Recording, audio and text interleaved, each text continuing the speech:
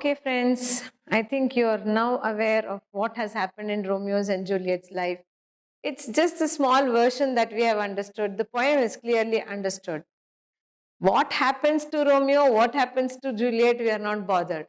All we are bothered is how to write their answers. The answers that we will be getting in our questions, the 4-mark questions, the 6-mark questions, how to finish them off, because once we have read Romeo and Juliet, we get various thoughts in our mind. We have our own explanation of our own feelings about love, but nobody wants that. Everybody, every evaluator just wants what Romeo felt for Juliet, what Juliet felt for Romeo, not what your feeling for somebody else is. So let us concentrate on the questions and the answers that we have to do. Your question bank, your question booklet, it has all these questions. Important 4-mark questions from the poem are this. What were Romeo's feelings for Juliet? What were Juliet's feelings for Romeo? You don't have to write down the whole poem. Some of the students make a mistake of writing down the whole poem by hearting it line by line, word by word, and just write it down. We don't want the poem. We want to test how good you people are in putting the answers in your own words. So make use of your grammar, make use of your sentence formation, and write down the answers as far as possible in simple but in your own words. Do not try to reproduce anything. Please remember one thing, English is not learnt by hearting anything. You have to understand and then you have to write it in your own words. When you are writing the answer on Romeo's feelings for Juliet, we all know we'll be writing about Romeo coming there and standing. She doth teaches the torches to burn bright. That is how it starts. You just write down the sentences and in between, please note that you will be using the words from the text.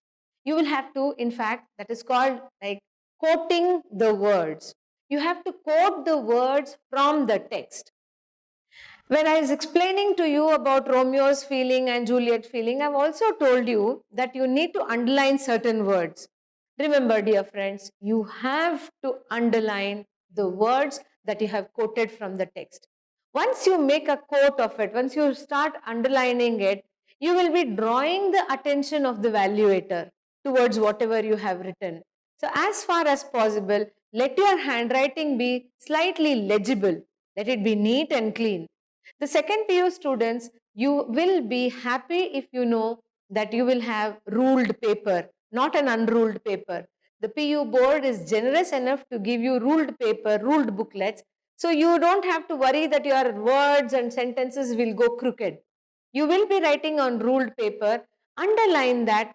Probably if with the same pen you are writing, or if you have time, you can do it neatly with pencil. But don't do that wavy thing and all those things. Just plain lines will be fine. We can understand that you have read the lesson, you have read the poem and understood it very clearly.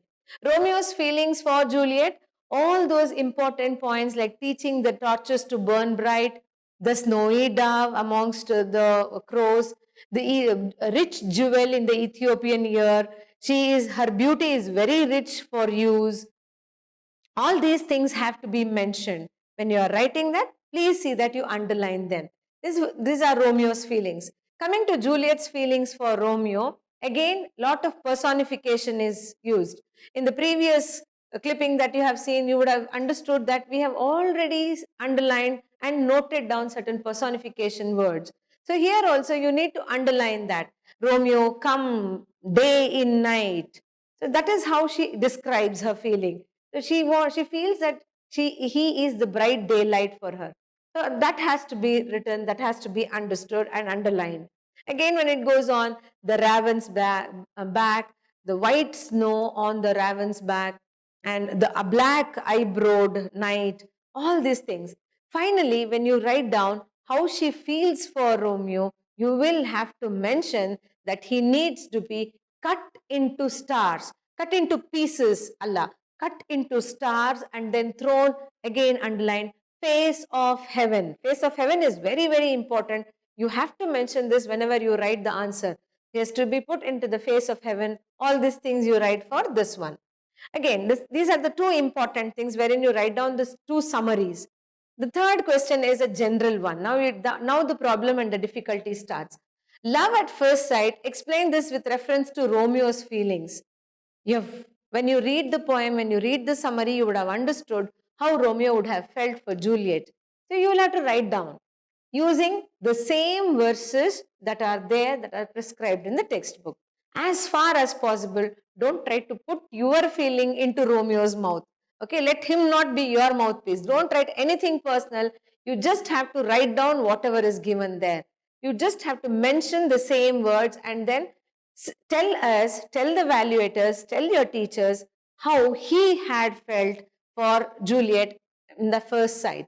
Next thing is, the next important question is, what similes does Romeo use? Again, you have to mention only the similes. Please understand, when a question like this is asked, you don't have to write the whole poem. Don't write anything about Shakespeare. Don't write anything about the Capulet and the Montague family. We don't want the pros and cons of these verses. We just want to understand how much of the language you have understood. Just write down only the similes. If possible, try to explain these similes in connection with Juliet's beauty. And that will be completing your 4-mark questions.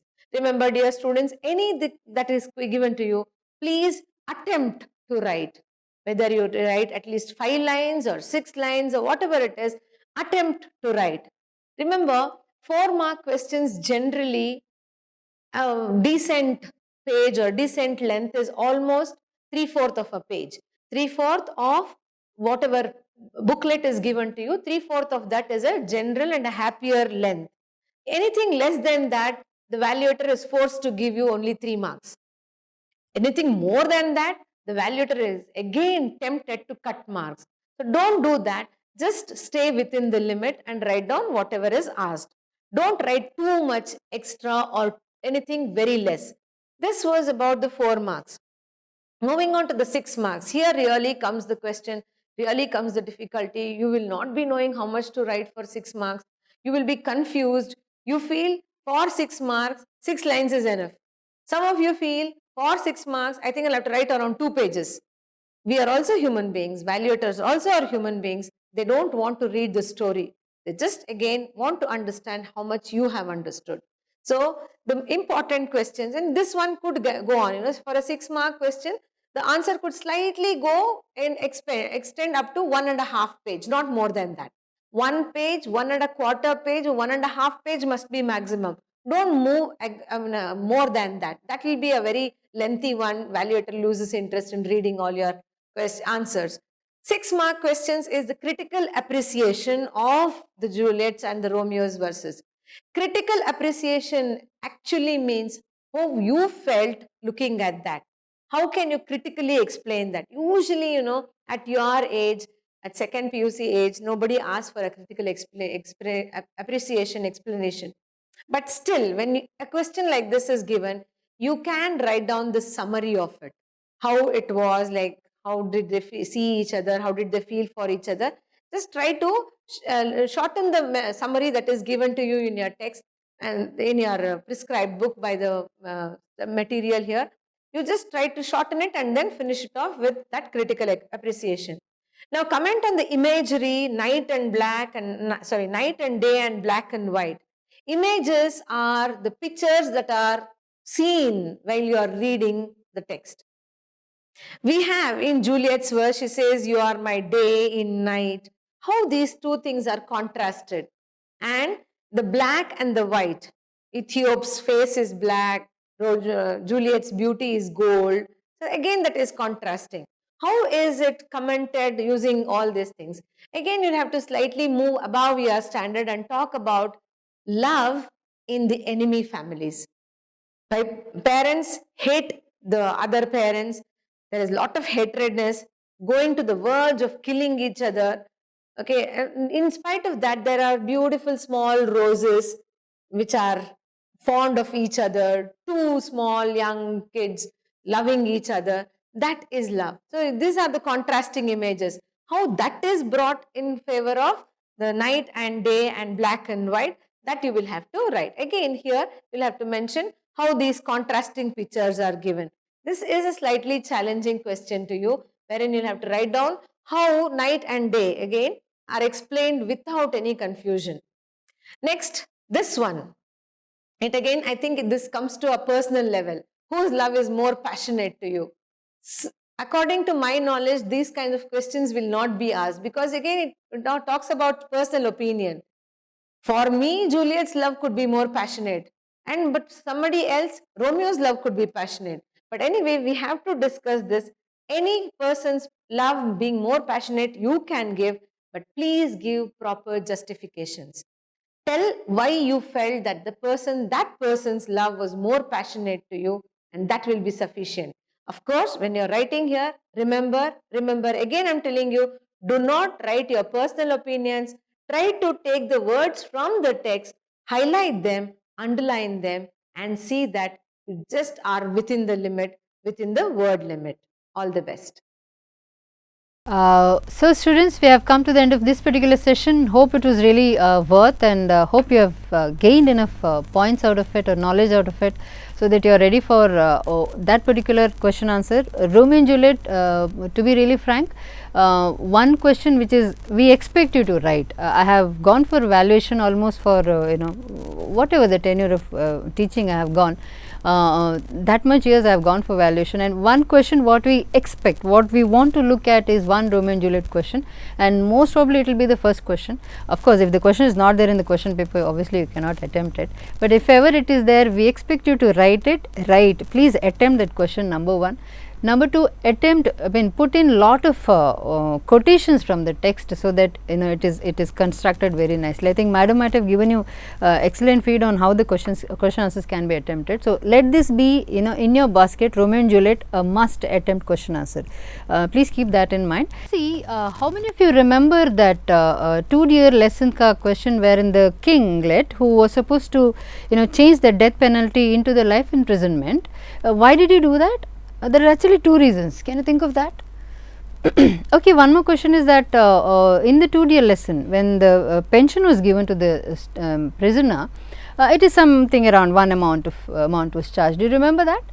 Okay, if it is so, I don't want to ask, I don't want that answer. I want to know actually what was the amount which was actually the expense throughout those tenure where he was in the prison. Can you look at that answer? It is not exactly the same answer which you will be giving for the pension. Just there is a glitch out there, there is a change out there. Now, this particular answer you will be getting in the next session, which will be coming down in the evening as such. So, please do attend the evening session as well, and hope you are going to enjoy your day for today. Thank you very much.